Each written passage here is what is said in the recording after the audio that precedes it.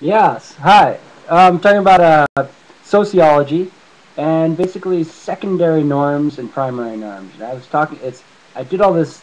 Some reason my video camera on my other computer, some Adobe something was what. Anyways, here we go. Okay, we have we have society is the sort of the secondary norm, kind to itself and all that.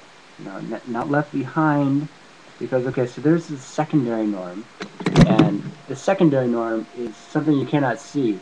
Okay, society is a fabric, if you will. It's a catatonic net, coast to coast in America. American society is the great society, the new world society, and so you have this net, this social fabric of people and camera over here, and it's all chaos to me all the time.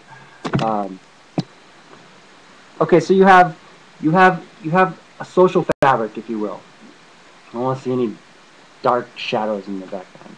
Just in my white shirt. Okay. So you have this. The secondary norm is this trapped sort of element, and society is the one that is being divided. This is like the denominator, and it makes society sort of unstable. Um, and so you have these. They're very separate. There's a whole sort of gap in between there. But basically, in the social fabric, you could have this denominator, the secondary norm, people don't recognize in between, and it kind of makes everything unstable, unpredictable. So if there's this, the idea is that sort of the hand of God, if you will, if such a thing exists, and if it doesn't, we're in bad place. Okay, if we don't have that social, if we don't have that objective to intervene, to identify that manifest destiny has a geographic boundary that most countries delineate as a political boundary to divide their country to an east coast and a west coast. Very few countries have the east and the west coast. North America, Central America, France, Iran, uh, Korea, North Korea sort of does. It's on a peninsula, but you know, you have that north-south thing, but no geographic uh, loop to say, okay, this is our nation. We can completely identify that nation wherever, you know, however you're circulating. And circulation is the ecological solution um, to civility, sanity, health, and so the secondary norm is stuck there, and the hand of God basically has to come in and say, okay, someone has identified them, science has identified them, and science can be used by that, you know, those people in the steeple, whatever, that are searching for society, for community, for everything.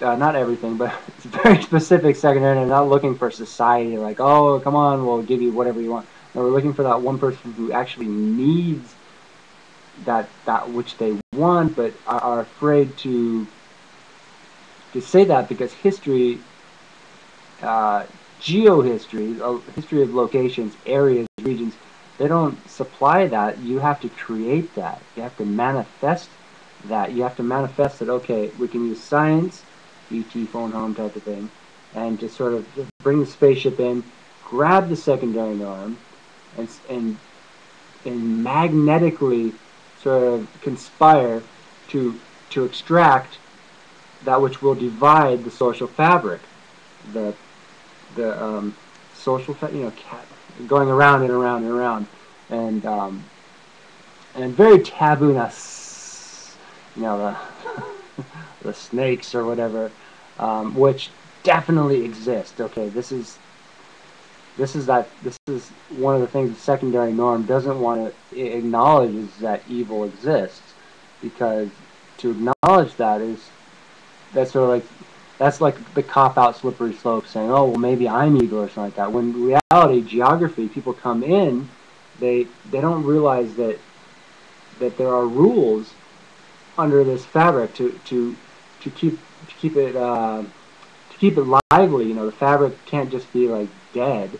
It's not even 50-50. It's not a, you know, life isn't fair type of thing. The good are supposed to rise up like society, and bad are supposed to sort of be happy to stabilize that, to be alive and to be all that, you know, to be in that, be part of that social fabric. But this secondary norm is stuck there, and it's a geohistory. It's it's pure geography, and it's history. But history is not detectable. People erase history, so you have to have a sort of a medical magnet that sort of says, okay, let's identify that, and once we identify, we can then we can then say, okay, we know that such residues, such norms, such secondary denominator, uh,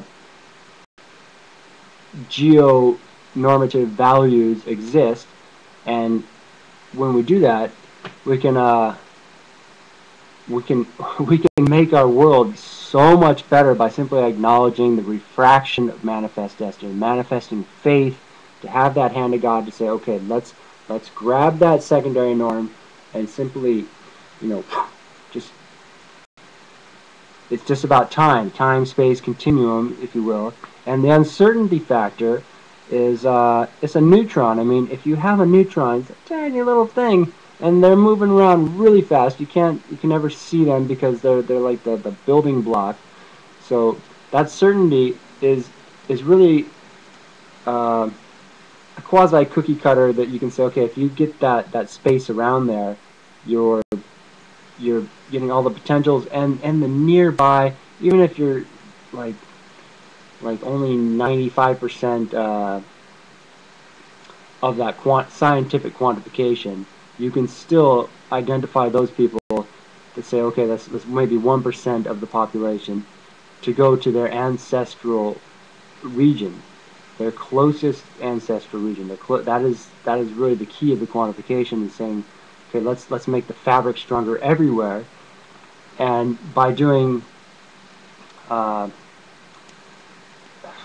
it's really it's utterly taboo, but it's pure science. It's like giving some, you know, like vaccinating people, society, against divisiveness of, you know, not allowing false sympathies to encroach and or to fester. And teenagers, they're the ones who are the most elusive and evasive. You know, you grow up in a place and you kind of believe you want to win there. That's people who move to a new place generally as adults. People who move there as adults are after about the age of 12 to 17. 17 is really much more, you know, it's particularly in the nuclear family with both parents, and that sort of nuclear neutronic structure that's highly identifiable. Even if you don't see someone's at the store or something, you don't say, "Oh, that's a loser" or something like that. You know, because they're off at the hardware store or something like that. Yeah, I don't know what happened. I did a bunch of these videos, and my stupid Toshiba computer is not like a gateway. Gateways, even though it's completely full of silly videos, it's I think it's working. And don't buy a Toshiba. Unless if you're shopping, then go ahead and buy a Toshiba. But the gateway, I don't know about Macs. They're just not in my place. So. A language paradigm, if you will, of the big picture of saying, you know, not saying words are nothing. Actions identify quantity. So we're saying, okay, we have this quantity, and it's polarizing. We don't really want to dwell on this identity. We don't want to glamorize it. We don't want to let it fester. We just want to identify it and then allow and encourage, coax that grace of sort of that medical magnet to say, okay, let's send these people out who can who should, I don't know if they can. I mean, a lot of people are just like, I don't know, blah blah blah. Goody two shoes isn't exactly science, and science makes the world go round, and then makes society ecologically stable. So I hope you like my song, Beach, Beach, Bunnies, I'd like to drink their honey. In my condo full of money, I'd shovel it like an ox in the Navy, but you'd come and save me like my on the beach with my baby, the cabaret daisies, the sun and the shady drinks while I ink and I think of a world to save me. No, no, no, no.